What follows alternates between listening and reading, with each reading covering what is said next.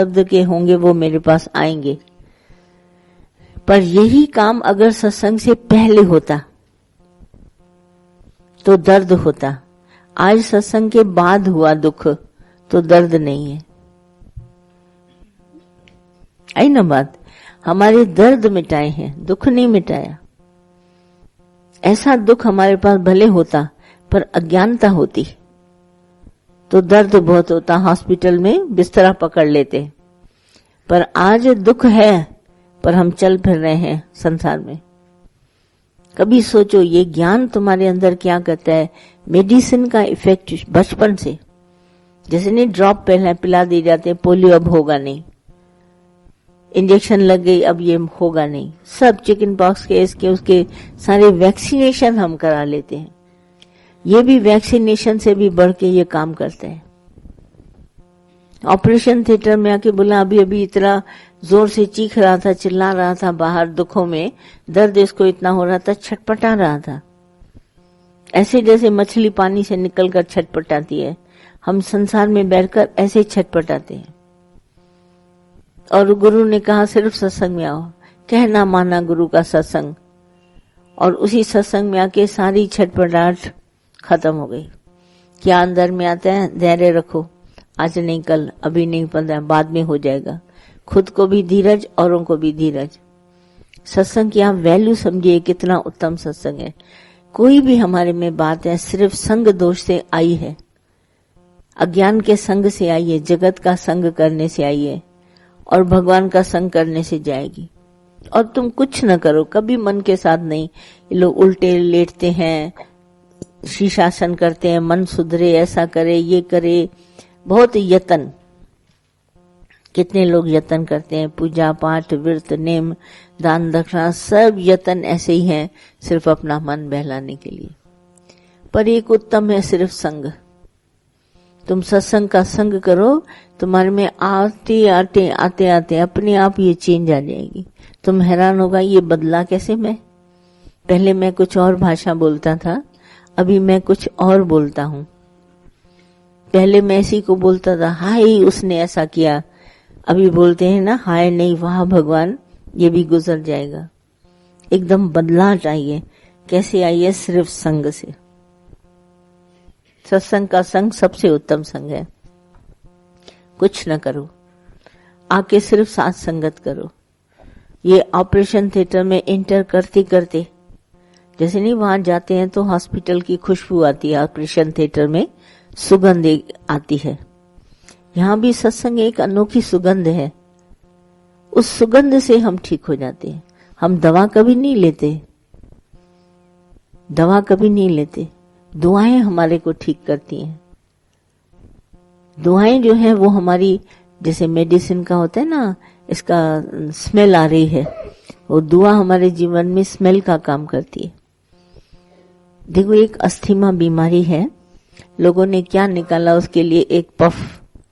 सिर्फ आप उसको इनहेलर अपने नाक के पास लाइए तो आग से लंग से इन्फेक्शन खत्म हो जाता है और आपको जो सांस आपकी फूल रही थी वो नहीं फूलती है। तो ये क्या है? एक दुआ है, एक स्मेल है ऑपरेशन थिएटर की। हम वहां गए, हम उसकी वहां की दवाओं की खुशबू से ठीक हो जाते हैं। सत्संग एक हमारा दुआ का घर है। क्रिश्चियंस लोग चर्च को दुआ का घर कहते हैं। तो यहाँ क्या है? आते ही हमको दुआएं मिलती हैं। कौन देता है तुम्हारे को दुआएं और किसको लगती हैं ये दुआएं? कौन है जो दुआ ले जाता है और कौन है जो दुआ देता है? सोचो अंदर में, कौन देता है तुमको इतनी दुआएं और कौन देता है तुम्हारे को दुआ लेकर तुम दुआओं से कैसे ठीक हो जाता है? ये धरती उत्तम है।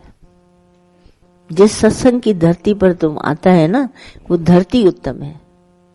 ये धरती से दुआ निकलती है। तुम्हारा शरीर यहाँ आके बैठा, यहाँ इतनी तुम्हारे को दुआएं मिल जाएंगी। बोला ये कहाँ था इस समय? 1 घंटा जो भी तुम सत्संग में आया, जगत की गर्दिश से बच गया। सब गर्दिशों से जो संसार में इस समय तुम एक दिन ना आके देखो जगत में क्या है। अपने घर में बैठो, मन देखो कितनी अंदर में बातें लाता है। ये मन की गर्दिशें, मन है एक धरती की तरह, और सिर्फ उसको पकड़ के इस भूमि पर ले आओ, सत्संग में उसको ले आओ, सारी उसकी धरती की दुआएं उसको मिल जाएंगी। बोला ये तो बड़ा भाग्यशाली है जो आ गया सत्संग में, जो इधर आया वो भाग्यशाली बन गया। हमने कभी अपना भाग्य देखा नहीं खोल के कि क्या है हमारे भाग्य में, पर जब हम सत्संग में आए हम भाग्यशाली बन गए। तो भाग्यशाली का अर्थ क्या होता है कि कोई आकर के सत्संग में भाग्यशाली बन जाए, लकी मैन हमारे पास आ जाए।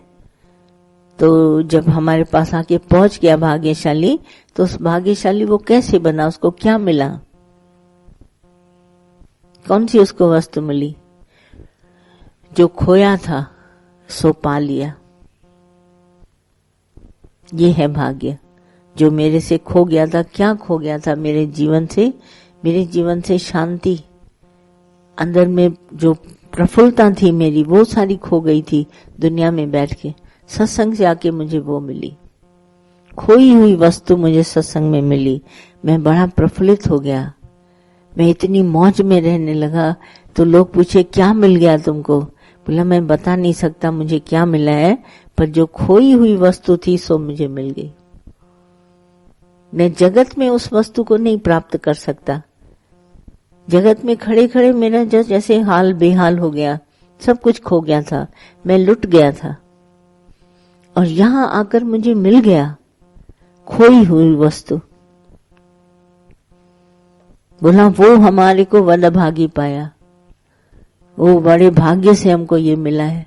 वो वस्तु मिली है जो मुझे जगत में कभी नहीं मिली थी, और वो वस्तु मैंने यहाँ प्राप्त करी है। इसीलिए सत्संग की भूमि सबसे उत्तम है। जहां पर भी आप बिठा के कुर्सी रख के सत्संग करते हैं, वो धरती उत्तम है। जैसे आपके घरों के लिए क्यों हमको दादा बोलता था घर में सत्संग करो, सबके हाल बनाने की कोई जरूरत नहीं, बेहाल होने की जरूरत नहीं, पेड़ के नीचे मिले, घर में मिले, जहां मिले सिर्फ सत्संग करो। तो हम लोगों ने किया, जहां मिले 4 जने मिले, 6 जने मिले, 8 जने मिले, हो गया सत्संग का घर। और वहां सत्संग हो गया। आज हमारे घर में सत्संग है, आज हमारे घर में सत्संग है। देखिए उस धरती ने कितना हमको उत्तम बना दिया। ये दुआएं धरती से निकल रही हैं और कहीं से नहीं आ रही, क्योंकि कोई और देगा बाहर से तो जताएगा मैंने इसको बहुत दुआएं दी। पर जिस धरती पर हम आके बैठते हैं वहां से हमको दुआएं मिलती हैं। सत्संग का घर हो चाहे कहीं का भी हो, सत्संग की दादा ने इतनी मानता करी। श्रीमद् भागवत में लिखा है, गोपियां सवाल करती हैं भगवान कृष्ण से कि अब इसके बाद कलयुग आने वाला है, हम कैसे मुक्त होंगे? तो उसने क्या बोला? भगवान ने बोला सत्संग मोक्ष करेगा। अब उसने सत्संग कोई ऐसी बात थी नहीं, भगवान श्री कृष्ण बैठते थे, वो तो प्यार में गुम होती थी। दुर्वासा ऋषि थे, वो थोड़ा सत्संग करते थे। तो ये करते करते सत्संग की महिमा इतनी बड़ी हो गई। बोला जिस धरती पर बैठ के तुम भगवान का नाम लेगा, वो धरती तुम्हारे को दुआएं देगी। आज हमारे तीर्थ स्थान इतने फेमस क्यों हैं? लोग जाते हैं फलानी जगह जाए, वहां से होके आए, हम इतने सारे तीर्थ घूम के आए। क्यों? क्योंकि वहां पर बैठ के ऋषि मुनि तपस्वियों ने सत्संग करा है।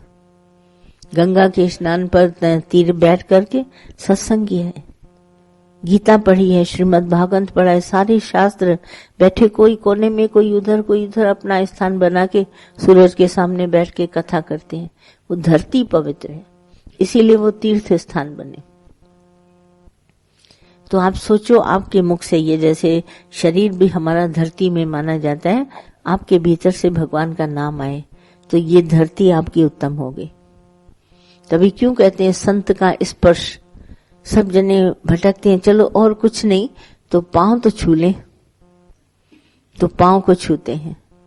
पर संतों के वचन में जो ताकत है वो पांव में ताकत नहीं। पांव छूने से आपका कुछ नहीं होगा। दादा ने कहा मेरा वचन पकड़ो, डिड यू कैच मी, मेरे को पकड़ो, मेरा वचन पकड़ोगे तुम मुक्त हो जाओगे। मेरे पांव छूने से कुछ नहीं होगा। लोगों ने परंपरा बना ली, जब परंपरा बनने लगती है तब बड़ा गड़बड़ हो जाते हैं। एक ही जैसे सब भाव है नहीं, परंपराएं बन गई, तो देखिए सारा संसार परंपराएं निभाते रह गया और भाव जगे नहीं। और दादा ने कहा मेरे वचन को स्पर्श करो, देखो मैं क्या वचन बोलता हूं। तो वचनों को लाते लाते अपने जीवन में कैच करते करते, डिड यू कैच मी, मेरी वाणी को पकड़ो। तो वचन को लेते लेते हम सब दुनिया के शब्दों को भुला देते हैं। कोई भी गड़बड़, किसी ने भी शब्द बोला, दादा की वाणी सिर्फ याद करो, देखो वो शब्द ऐसे भूल जाएंगे जैसे कभी थे ही नहीं तुम्हारे जीवन में। तो ये सत्संग की भूमि बहुत भूमि महान है। लोग तभी देखें गुरुद्वारे जाते हैं ना, ठिकाने ऐसे मत्थे पर हाथ रखते हैं, छो करके उसके दरवाजे को मत्थे पर हाथ रखते हैं, क्योंकि वैल्यू देते हैं। ये धरती महान है, इसका स्पर्श मैं लेता हूं अपने मत्थे पर, मेरा भाग्य जगाएगा। आज वो धरती, जिस धरती पर बैठ के हम सत्संग सुनते हैं, वो धरती महान है। वो मनुष्य महान है जो अपने भीतर दादा की वाणी को कैच करता है, लेता है और सारे शब्दों को भुला देता है। एक वाणी दादा की आपके जीवन के सारे शब्दों को दुख हर लेती है। कष्ट बहुत आते हैं, दर्द नहीं होता। डॉक्टर पूछता है दर्द है, बोला नहीं दर्द नहीं है। बोला इतनी बड़ी आपके घर में बात हो गई, आपको दर्द नहीं हुआ? बोला नहीं, बातें तो होती रहती हैं, जगत है, इसमें तो हिस्ट्री रिपीट होती रहेगी। कोई मरेगा, कोई जिंदा होगा, किसी की शादी गड़बड़, कोई धन चला जाएगा, कुछ, ये तो सब जगह संसार में होती, मेरे साथ भी होगा। पर मेरे कष्ट में दर्द नहीं है। तो डॉक्टर बोलता है आश्चर्य की बात है, कष्ट तो इसके पास भी सेम है, उसके पास भी सेम है, मगर ये तो इतना करा रहे हैं दर्द से और ये तो बिल्कुल नहीं करा रहे। कारण क्या है?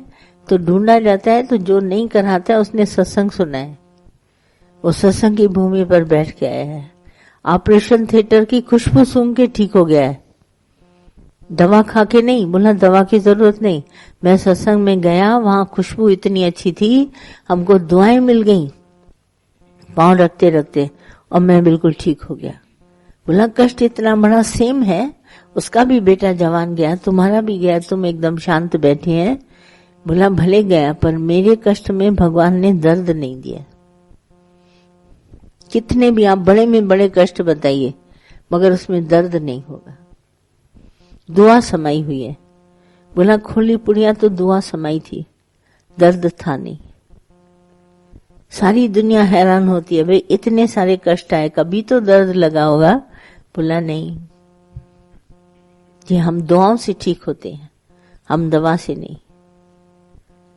दवा तो अपने ऊपर ऐसा घोर के फेंक दो और दुआ से ठीक हो जाओ, क्योंकि कष्ट वो दवा ले लेगी और तुमको अंदर में दुआ जो है खड़ा कर देगी उठ के।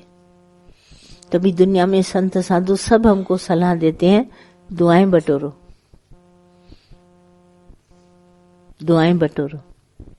किसी की ऐसी निष्काम सेवा करो जो उसके मुख से, जैसे दादा के लिए हमारे मुख, सबसे मुख से निकलता है दादा तुमने मेरा जीवन पलट दिया, अब ये सबसे बड़ी दुआ है। क्या हुआ? दादा ने कहा मैंने तो कुछ नहीं किया, मैंने तो तुम्हारे को तुम्हारा अमानत ज्ञान दिया और तुमने जीवन में लेकर के अपने कष्टों से दर्द ही निकाल दिया। देखो न दवा पी, खुशबू से ठीक हो गए, उस वातावरण से सिर्फ होके आए, तो सुगंध जो लेके आए उसी की मौज करी।